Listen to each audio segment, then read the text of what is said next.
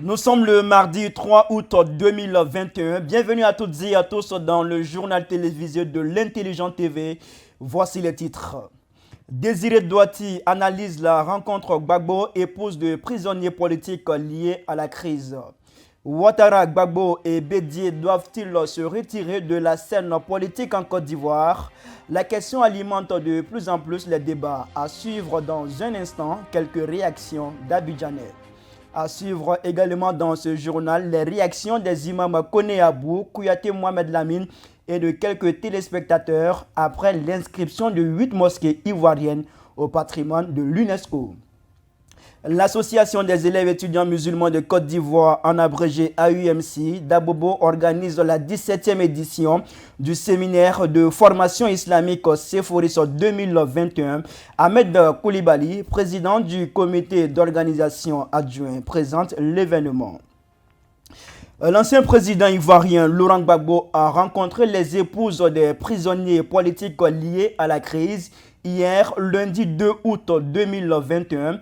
Désiré Douati, présidente de l'AFDOCI, qui est l'association des femmes et familles des détenus d'opinion de Côte d'Ivoire, a analysé pour nous cette rencontre. Je vous propose de l'écouter dans ce sujet commenté par Sarah Adiko.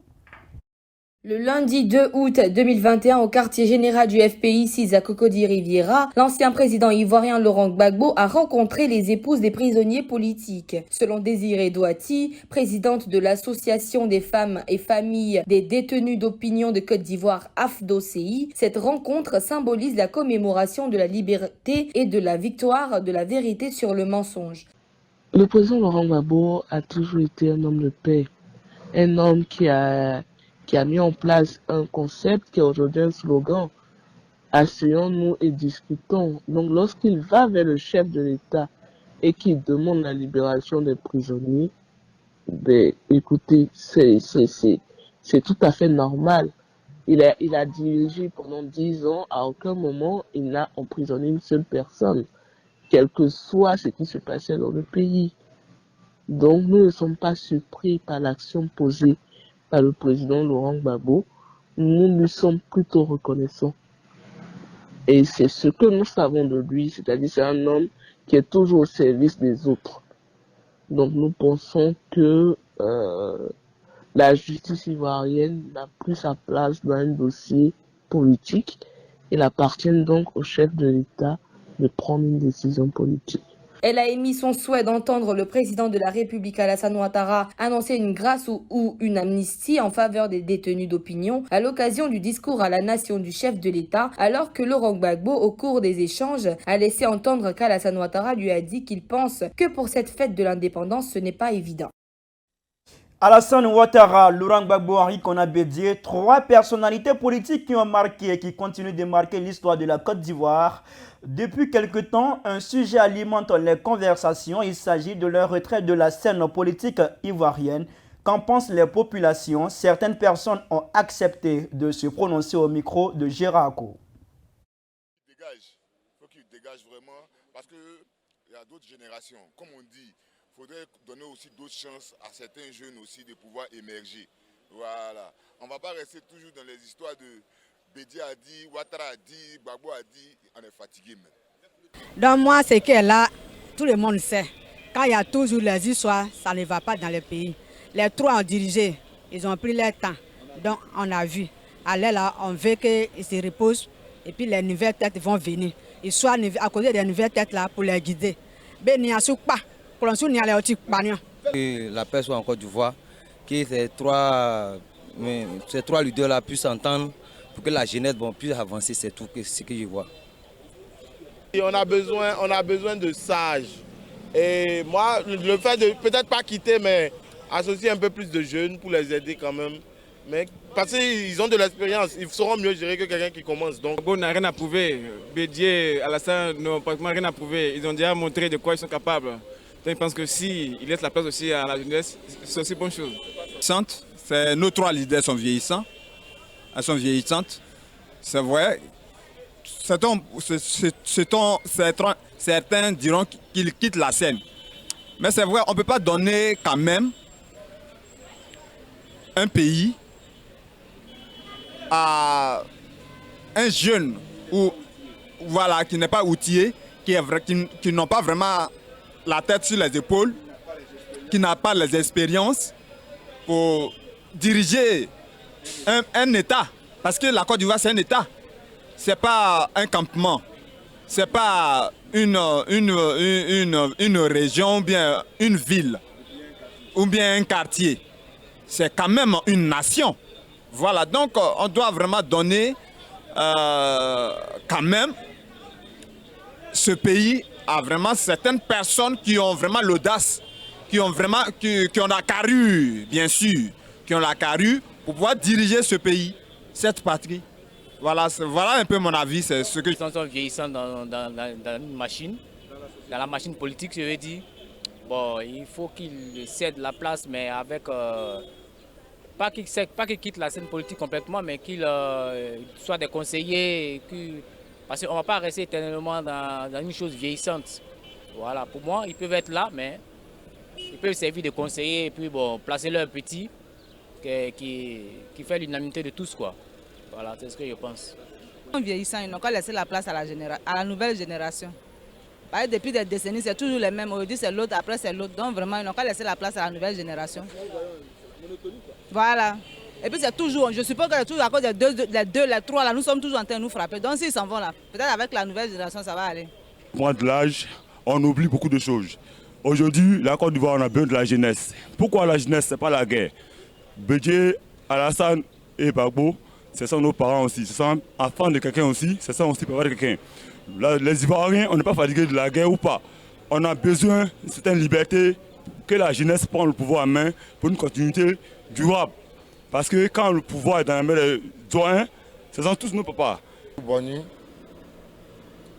la Côte d'Ivoire, c'est un pays d'union et de partage. Donc la xénophobie, la politique nous amène à beaucoup de choses, au fait. L'homme qui vient du nord, du centre, de l'ouest, c'est le même Ivoirien. Un guerrier peut se marier à un baoulé. Un djoula peut se marier à un bété. Un djoula peut se marier à un guerrier. Un guerrier peut se marier à un baoulé. Donc c'est tout ça qui fait la Côte d'Ivoire. Voilà. Donc, en conclusion, je souhaite que rien que la paix. C'est vrai, il y a eu beaucoup de choses, il y a eu des blessures. Il faut pardonner pour avancer. Et si on ne pardonne pas, les générations futures vont avoir des problèmes, des rancœurs, parce que ce qu'ils n'ont pas vécu, ce qu'ils vont leur dire. 8 mosquées ivoiriennes font désormais partie du patrimoine de l'UNESCO. Cela fait réagir des imams, notamment Kone Abou de Dabou et Kouyaté Mohamed Lamine de la mosquée du lycée technique d'Abidjan.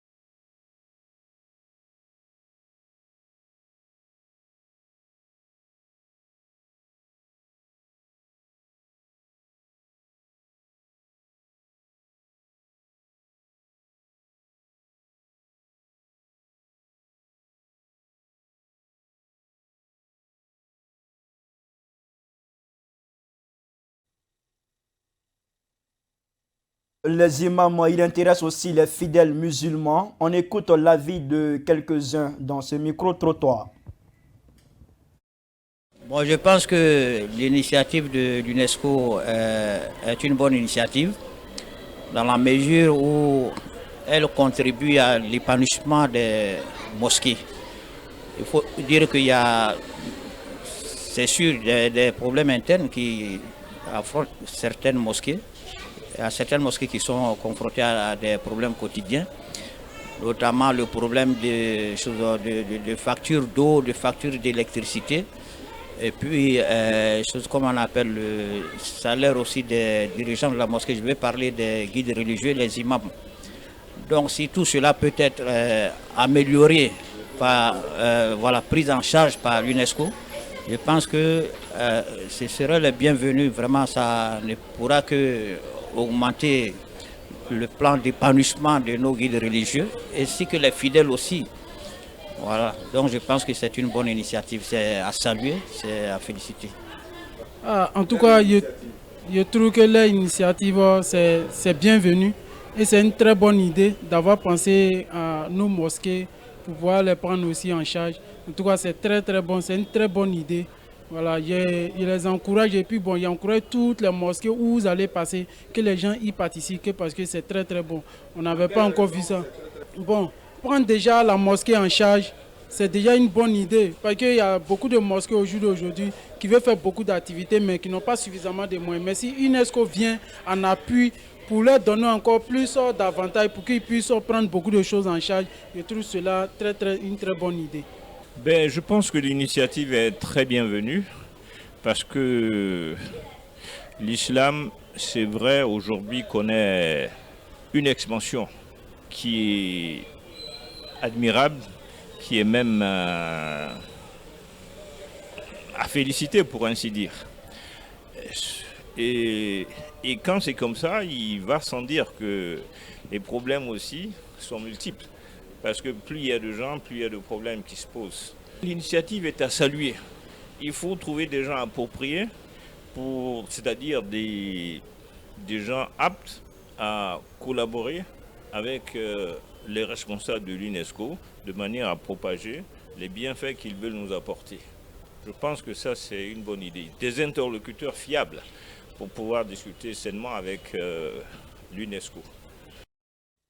L'association des élèves étudiants musulmans de Côte d'Ivoire, en abrégé AEMC, à Abobo, organise du 6 au 12 août 2021 la 17e édition de son séminaire de formation islamique Sephoris, que renferme réellement cette notion. Quel sera le contenu du programme?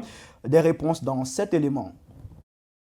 Après le rendez-vous manqué en 2020 en raison de la pandémie à coronavirus Covid-19, le séminaire de formation islamique Sephoris a lieu en 2021 du 6 au 12 août sous le thème « Quel modèle AEMCiste pour le rayonnement de l'islam en milieu scolaire, estudiantin et social » à Abobo. Le Sephoris, c'est le séminaire de formation islamique. Ce séminaire a pour vocation de former les jeunes musulmans dans la connaissance de leur religion, qui est l'islam, à travers diverses thématiques.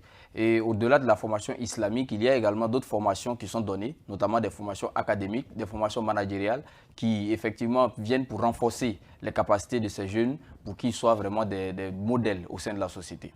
Pour cette 17e édition, les organisateurs entendent offrir encore, comme pour les éditions précédentes, une formation de qualité. Cela à travers un programme bien réfléchi. Le programme sera axé sur plusieurs thématiques, en rapport bien sûr avec le thème central.